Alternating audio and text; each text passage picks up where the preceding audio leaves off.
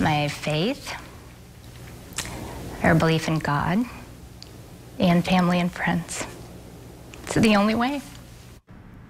A family son is stranded tonight, and he's still waiting to come home to West Michigan after Hurricane Maria mowed through the Caribbean. 24-year-old Andrew Droste is a medical student from the Grand Rapids area, and for a long time he was trapped at the airport and stranded on the tiny island of Dominica. New at 6 o'clock.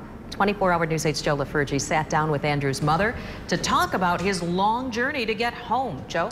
Sue, when we last checked, Andrew was in Miami trying to get a flight back to Grand Rapids. His mother today shared his story of survival. Hurricane Maria was something Andrew Droste expected to ride out, just like Hurricane Irma a few weeks earlier.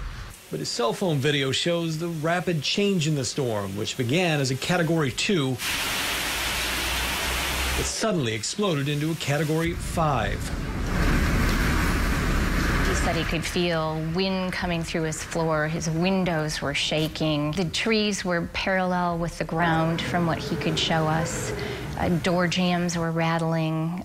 It was very intense early on. Then there was nothing. No calls, no text. Direct lines of communications like cell phone service were down.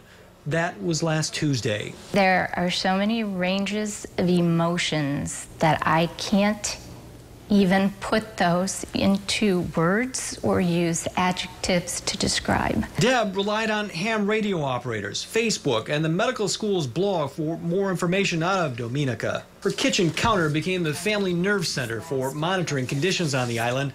Finally, late Thursday came word from Ross University School of Medicine. Andrew was accounted for. The family wouldn't hear his actual voice until Friday and again on Sunday. We really couldn't understand him because the connection was so bad.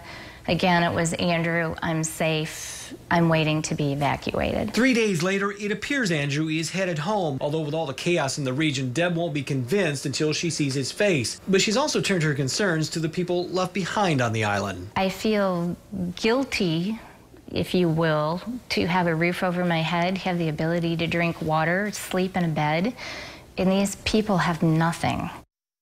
Yeah, we just found out again a short time ago that Andrew is back in Miami. His mother hopes he can make a connection and be back in Grand Rapids sometime late tonight or possibly tomorrow.